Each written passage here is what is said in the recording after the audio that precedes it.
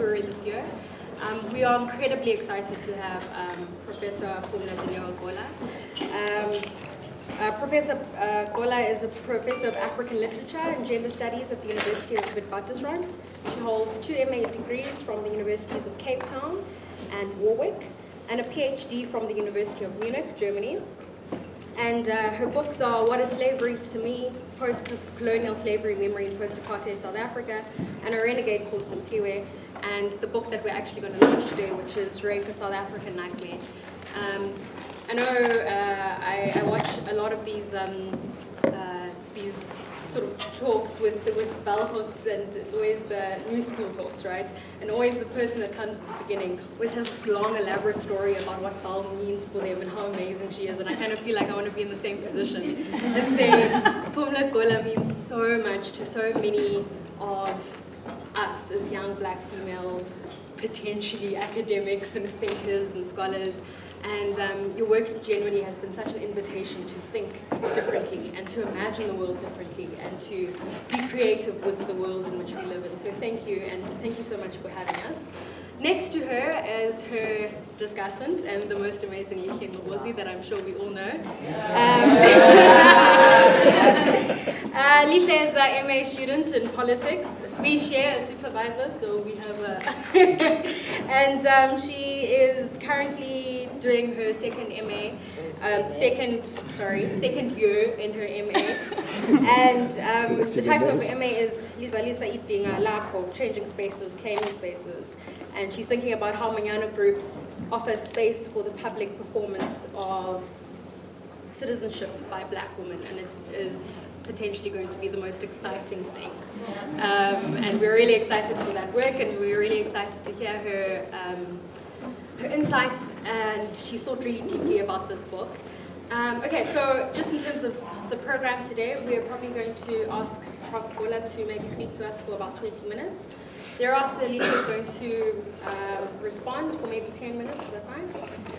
And then we'll just have some kind of response from you, Prof, and then I'll open to the floor. And then I'll maybe take 3 questions per round, if that's possible. Okay, so thank you very much, and Prof Gqola.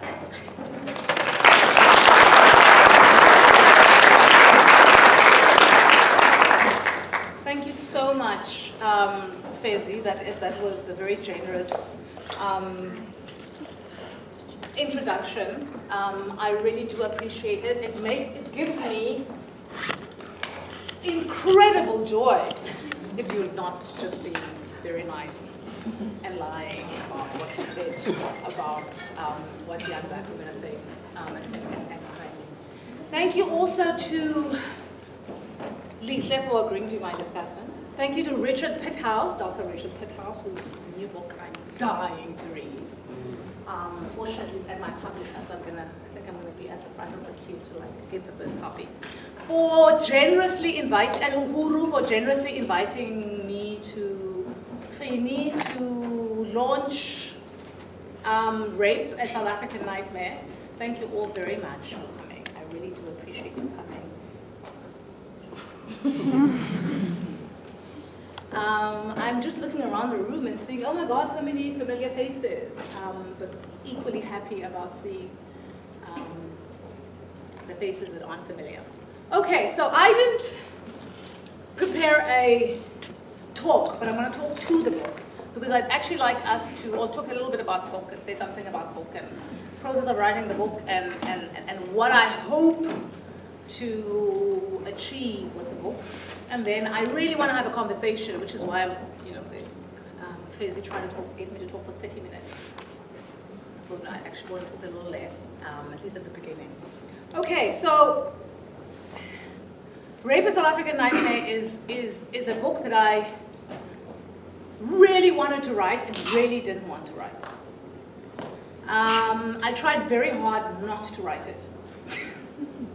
I spent several years determined that the last thing I wanted to write about, I mean, like an article, yes, a talk, yes, but a whole book about rape, I just, I thought that would completely push me over the edge.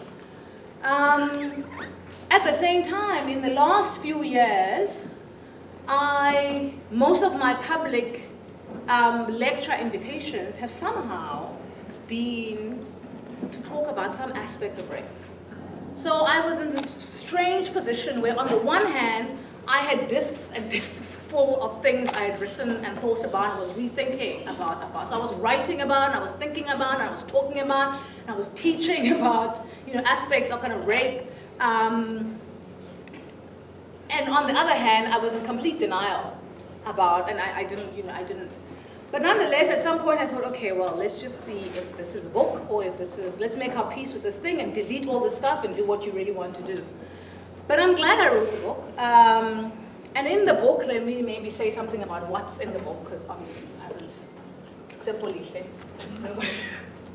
Nobody's read the book. So I start the book, okay, let me say something about why I wrote it in the way that I did. Like most of you who live in this room, I feel like as South Africans, we're always talking about rape, right? I listen to the radio more than kind of most academics like to admit, right? So I watch TV, way too much TV, I listen to way too much radio. And it seemed to me that there's almost always some outcry about a specific rape, and that much of the conversation, so I listen to callers calling in, I listen to the kind of commentators or journalists or kind of studio guests, and a lot of the time, what I was hearing was a sense of helplessness, right? It's shock. You can't believe that this particular rape is so ABC. Number one. Number two, who are these people? Who are these people and this idea of the kind of mysterious rapist, right? What kind of man is this? Right, so people say, what kind of man is aroused by a baby? Right, so I thought, but this doesn't make sense. If we're talking about it all the time, if the stats are saying it's happening all the time, and there's no evidence really that Martians are landing, raping women, men, trans people, children, and then getting back on the spaceship and going off, and we have such inferior technology that we can't catch up with them and hold them responsible, then clearly whoever the rapists are can't be that mysterious. I also, of course, had to let go of something that I didn't want to let go of in spite of all my anti-rape work. I realized, writing this book, that part of me had always wanted to believe that there was a small minority of rape, which doesn't make sense. You think if it's a crisis, then it can't be a small minority of rapists, like a fringe minority of rapists. But I realized that deep down, I was kind of holding on to, I was holding on to this idea, and I was resisting dealing with what it means to think something radically different from that. To think, well, what if, so what do I think about the numbers of rapists? But I also wanted to, so that's the one thing. I was sick and tired of the helplessness. But I also feel like I'm in multiple conversations about rape. So when I was working as a rape crisis counselor in the mid-90s, and when we were setting up in Observatory, and when we were setting up rape crisis, Khayelitsha, I felt like I was having one set of conversations about rape by people who were counseling and doing policy work and doing legal reform work and doing kind of training in the gender court, and that there was a sense of a particular feminist community that understood the place of rape in very specific ways. And then I feel, but because I also live, like I don't live at rape crisis, I'm also part of this conversation that's about helplessness and absolute befuddlement. And I move in and out of different feminist spaces, different mixed feminist plus other spaces. And so there are all these multiple conversations. So we're talking about it all the time.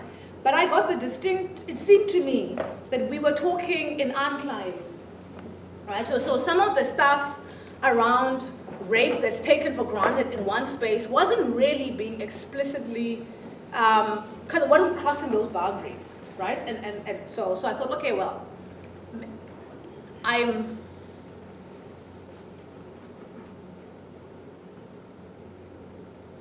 interested in what it would mean to actually have that untidy conversation. Like, what if what if we had the conversation like across those spaces? And then I thought, well, I don't know how to do that, but I do know how to teach and I do know how to write a book. So maybe if I write a book where I bring these different worlds into collision, it would be, it would be. And I still, even at this point, had a very clear idea of what this book would look like. But as you know, it's lovely to have a plan, to write a book, or write a specific thesis, or write a specific essay even, but very often, or even a poem. I assume by me, I'm a crap poet, so I'm not even a poet. So I don't know, but I'm assuming that this is kind of similar, that you sometimes know exactly what you're gonna write, and you start writing it, and then you like, oh,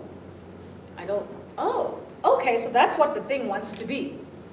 So that's not, I think that's still part of the book that I set out to write. But so let me say what book came out. Okay, maybe let me say something about, because you will hopefully read the book. Let me say something about what's not in the book. It was very important for me to write a book where I'm trying out different things, I'm trying out different understandings, but it was also very important that if I do nothing else, if this sense of bringing different kind of conversations about rape, this sense of contributing to shifting public discourse and perhaps public action around rape, if I did nothing else, it was really important to me that I write a book that rape survivors will not feel thrown under the bus by. Right? So even if the book is a disaster, it doesn't work intellectually, it doesn't work politically, it doesn't make sense. So that was very important. That was very important for me. I also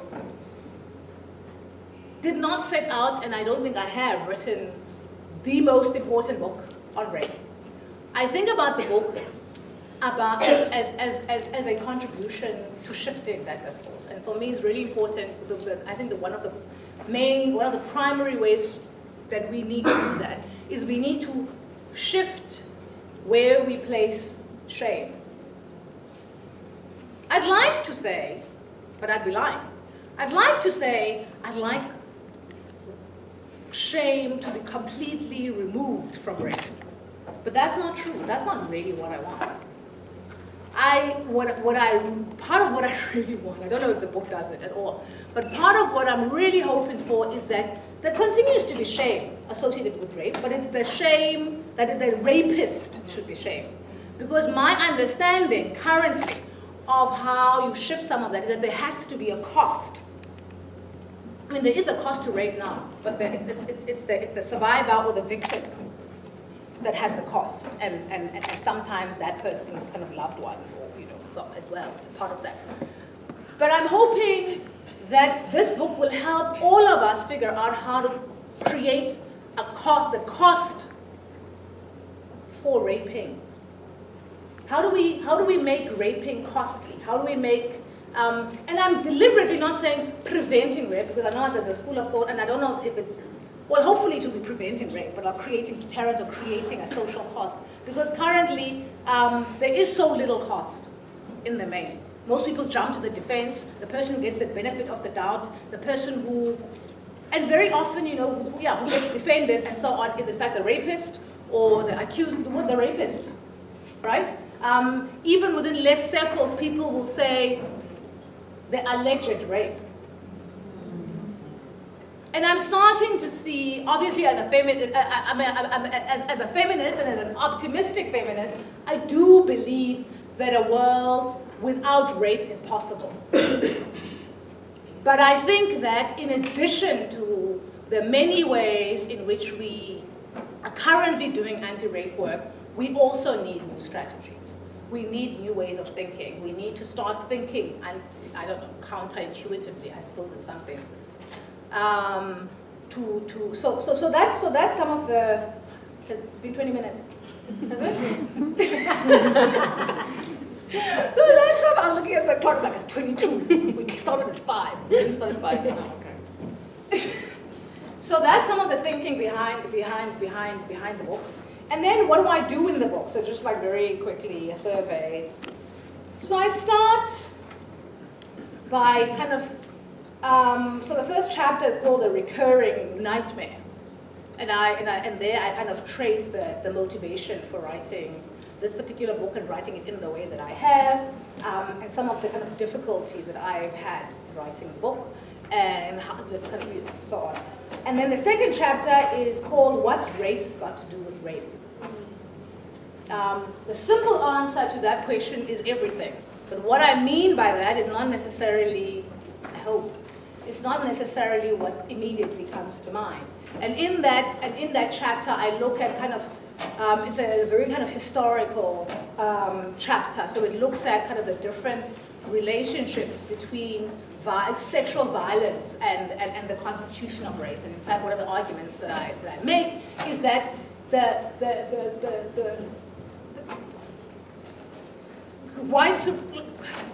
rape is one of the constitutive elements of white supremacy. And I hope I show it. But at the same time, to say, because it's a very difficult kind of setup, I'm trying to juggle several relationships between race and rape. So I make that argument. But at the same time, I deal with kind of arguments around the kind of excuses that certain kind of nationalist movements have made for rape, or the denials and so on. So it does these two things. It's not a chapter that argues that rape is only about race. So I look at race and stereotype. I look at how, I look at various kind of negotiations of race, the relationship between race and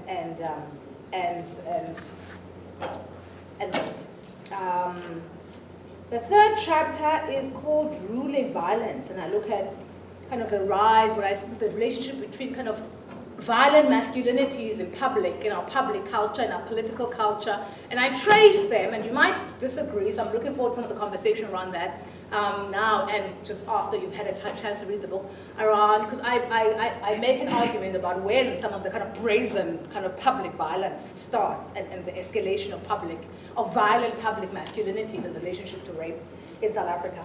I look at, and then chapter 4 is called The Female Fear Factory, and I look at the relationship between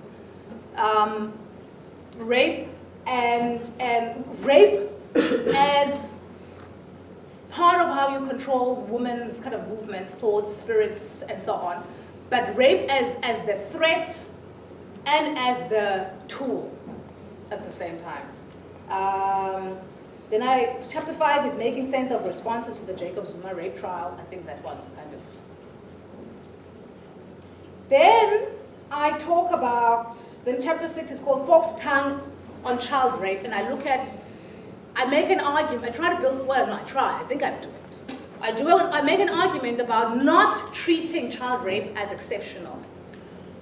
Right? So it's an argument that's sustained throughout the book, but I use specific examples about how child rape is actually always about the same things that adult rape is about. Right? So although public sentiment has it that there's and we don't always say it honestly, but the part of the kind of helplessness and some other things, there's a continuum. The general commonsensical understanding seems to be that there are particularly brutal rapes. But if we think there are particularly brutal rapes, it means that we think that there are not so brutal rapes, right? Like if it's particularly brutal, then something has to exist outside, like what is that category? And I make and very often the particularly brutal rapes are the rapes where like where the people are slaughtered, like Annie Boyson, or when like baby Tsepan, right? And then the other kinds of rapes are like, oh my God, it's so bad. We don't know, the Martians, right? So okay. Chapter 7 is the only chapter that I actually kind of didn't go crazy writing. Like, it's the only chapter that is exactly what it was supposed to be. And it's a chapter on rape myths. And I go through a few, and we talk, I was like, well, we have to, the obvious ones, they're not so obvious ones. They range from, what a rape looks like, what a typical rape looks like, or, what makes it a rape, and so on. And then the final one is a different kind of one on kind of violent masculinities and war talk. So, I mean, some of them kind of link to each other. Yes, and I think the kind of, the organizing, the arguments that I make throughout is that, okay, we need to kind of, there needs to be a shift in how we do anti-rape work. An absolute belief and conviction that we can create a rape-free future, but that we have, that a big part of that has to be about, and that's my last sentence. How do I have so much time? Like, normally people have to shut me up. This is the first phase. I don't know what kind of magic you have. What was I saying? No. Okay, so, and of course, one other, the central thread also is, of course, how we shift understandings of rape away from rape as a type of violent sex to rape as violence, full stop. Right? So rape is not bad sex, it's not inappropriate sex, it's not devious sex, that is not sex at all. So for example, one of the example that somebody gave me, which I really like now, is if someone stabs, if you wake up and you're in your house and your cousin wakes up and stabs you, your cousin who's visiting or who lives with you, wakes up and stabs you in your house. Nobody thinks he's a butcher. Right? You don't think, oh, knives, flesh, meat industry. Although, why not? It's as logical as rape, sex. Right? There are certain physical things that are sometimes sort of present in both situations. But actually, if we take seriously the understanding that rape is violence and not sex, we need to think about rape and respond to, and part of shifting how we do anti-rape work is we need to respond closer and understand rape survivor and rape victim responses closer to what would be normal in a stabbing or some other kind of physical wounding by someone you know and trust, right? So if I say my brother or my cousin or somebody I love, whom I trust or who I know very well or whom I work with, did this bizarre, violent thing to me, most of the time you will feel empathy towards me. You understand why I'm traumatized, you understand why my behavior doesn't make sense, you will come to my aid, and you think, what the hell is wrong with stabber, right? Whereas in rapes, we think, but are you sure? Are you sure it was rape? Are you sure there wasn't a misunderstanding? What did you do? What did it do? Which is why, of course, people then can think about child rape as the most gruesome, because you can't ask those questions, right? But of course, even with child rape, baby rape. Because when children get raped, we say, why the hell are all of these 12-year-olds getting pregnant in the first place? Right? We don't say, wait a minute. Exactly. 12-year-olds can't have sex. Well, I mean, technically they can have 12-year-olds, but... But we don't ask that question, right? We say, we'll give you a bursary if you remain a virgin, because children can completely control what happens to their bodies in this wonderful country, right? Because unlike everywhere else in the world, children have complete respect for their bodies. Yeah. So we reward them for not acting badly and getting themselves, or we say, and so I'm out of time, right? Okay, so I just stop there abruptly. I will. Thank you.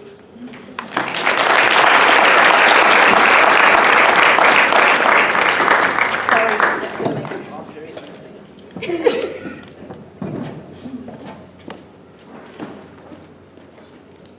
Okay, hello everyone.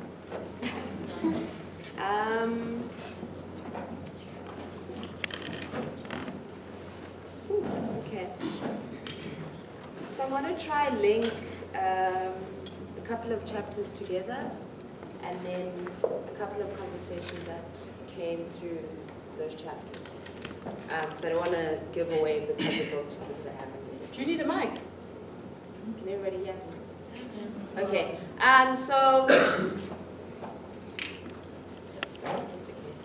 thinking through rape, particularly in South Africa, I use the lens of, and thinking through what Prof Pumla is trying to do through the book, I was thinking of rape through a citizenship lens.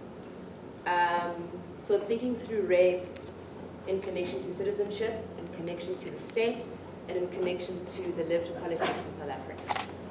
So for me, then, rape became an issue of the intersection of sort of the politics that are living in South Africa currently, the state, the construction of the state, and then obviously who then the state would deem as the citizen.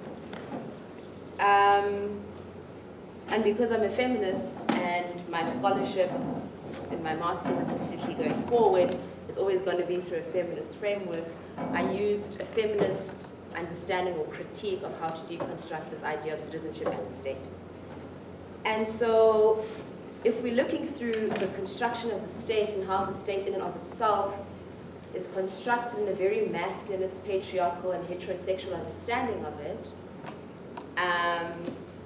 and therefore by extension creating who the citizen is, it then makes sense that particular bodies within that state are not going to be considered citizens and therefore are able, their bodies are then susceptible to particular violence, in this instance being rape. And rape then being used as a political tool in the state and as a political tool in making sure that the binaries of who the citizen is remain intact. And so citizenship then becomes an issue of recognition, and rape then becomes a tool of misrecognition. So you can see that deviant bodies, particularly your transgendered community, your lesbian community, particularly your masculine presenting lesbian women, are all seen as deviants and people that are not particularly captured in the understanding of the state, because they're not necessarily captured in that heterosexist patriarchal understanding of the construction of the state. And so rape as a political tool, but also as a tool of misrecognition, is what sort of the basis of what I got from the book. So then, if we're then looking at the state and we're also looking at the way in which politics in South Africa is constructed, we can then see the manifestations of that in our public political domain.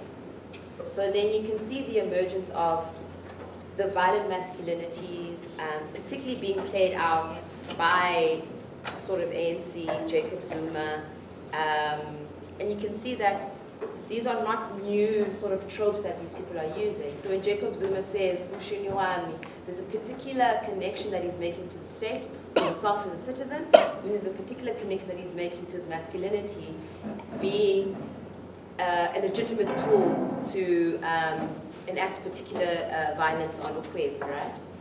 And so then, it's not then surprising that Julius Malema will then come into the scene saying that he will kill for Jacob Zuma at the time, because that also reinforces his commitment to the state and Jacob Zuma, and by extension the politics that govern South Africa today, right?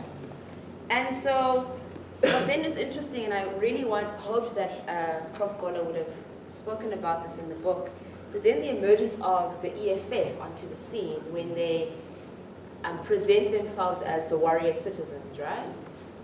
Very much holding on to that violent understanding of liberation, as you said in your book somewhere, as violence being used as a transformative tool, right? And so you see Julius Malema emerge, as well as the EFF, emerge as warrior citizens, as Supervisor Makanda had said in an article before. And so then what does that mean when we're thinking of the creation of the political public domain in South Africa, and what does that mean then for women in the public domain? And also politically, what sort of messages does that send out to us women who are particularly interested in politics, and also women who aren't necessarily going to be captured within the very limited understandings of womanhood within these political parties. So what is the space there for transformation when the warrior citizen is in actual fact used as a legitimate tool of violence and the expression of domination? So that was one of the issues that I was thinking through when I was reading through the book. Another thing then, looking at the chapter on what's race got to do with rape, just looking at the black female body as always being a site of war and a site of being enacted upon, and not necessarily something that acts on its own accord, right? And so when we look at the idea of rape, particularly if we juxtapose the hypersexualized black woman and the very soft white femininity, and then on the one hand you also have this violent white heterosexual masculinity, but then you also have the black violent masculinities that we find in our communities. What is the conversation going on there when we speak of the intersectionality of rape and race, coloniality, also thinking about it in the post-apartheid context? What is happening in that moment? But also because I'm also trying to think through what is happening with the student movements now, is that there's also there's an easy accessibility of this type of violence even in our movements.